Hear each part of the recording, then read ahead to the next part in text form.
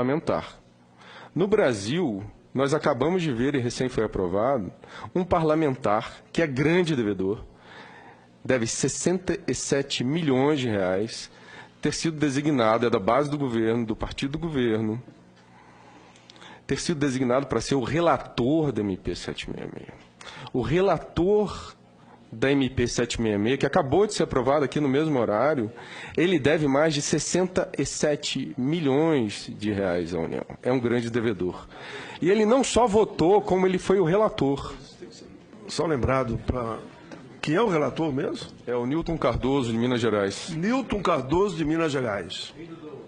Deve 67 milhões. E foi o relator da medida que deu anistia, é isso? Exatamente, presidente Paim. Aí também não dá. Presidente, mas para acrescentar mais, ele votou no golpe, viu? Só para complementar, da onde originou tudo isso. Do Refis é 766. 766. Acabou de ser aprovada, o relatório acabou de ser aprovado aqui na comissão mista. A comissão mista aqui, no final do corredor, do outro lado, na outra ala, na sequência aqui do corredor. Acabou de ser aprovado. O relator é o sonegador. É um grande devedor. Inclusive os dados que eu estou trazendo, senadores, eles foram publicados, eles foram tornados públicos na segunda-feira da semana passada, na Folha de São Paulo. A Folha de São Paulo, via PGFN, porque os dados, como eu disse no início, são públicos, estão no site oficial da Procuradoria-Geral da Fazenda Nacional, lá estão os dados de que esse parlamentar deve mais de 67 milhões. São dados públicos, à disposição da internet de qualquer cidadão. E a Folha de São Paulo denunciou isso na segunda-feira da semana passada, em matéria muito interessante. Mesmo assim, o governo anuiu que ele continuasse como relator e tem toda uma situação por trás, nos bastidores, de permitir que um programa de parcelamento, que inicialmente não deveria nem existir, porque prestigia o mal pagador em detrimento do bom pagador, o trabalhador, por exemplo, ele não tem nem como não pagar, ele já é descontado na fonte, já tem descontado na fonte seu imposto sobre a renda.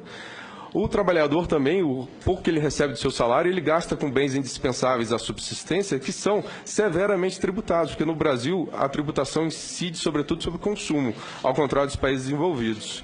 Então aqui o trabalhador, o assalariado, ele já é bem penalizado no dia a dia. Então, esse pequenino não tem nem como parcelar, porque ele não tem nem como dever. O grande, ele deve, ele se vale do parcelamento, e o governo enviou a SMP 766 com esses parcelamentos já com vantagens.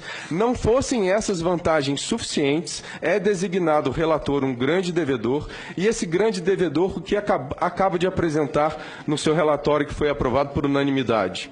Descontos de 99% dos juros, multas, encargos, etc. Ou seja, um grande devedor acabou de apresentar um relatório para anistiar as suas próprias dívidas em multas, juros, encargos. Ou seja, 99%? 99% ele acabou de se autoconceder, aprovado por unanimidade na comissão. E mais um detalhe, o parecer não estava nem publicado no site ainda aqui do Congresso.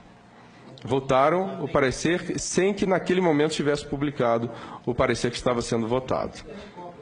Então, essa situação é extremamente grave. Eu imagino que num país sério, um parlamentar desse nem sequer participasse da votação. Aqui ele participa e o governo anui que ele diga qual é o texto que será submetido à aprovação. Nós precisamos levantar quais são os senadores que têm dívidas pendentes, não é? Exatamente. Nessa reportagem, senador, publicado na Folha semana passada, na segunda-feira, se me permite, existe um levantamento dizendo que são 3 bilhões de reais apenas de dívidas de parlamentares aqui. Apenas deputados federais e senadores devem um total de 3 bilhões. Os parlamentares, fora o grande capital que eles representam. Ou seja, estão legislando em causa própria. Exatamente. Fazendo lei para beneficiar as próprias dívidas, para anistiar, para extinguir as próprias dívidas. Exato. Então, apenas para fazer essa denúncia também, gostaria de dizer que estão usando dinheiro do povo para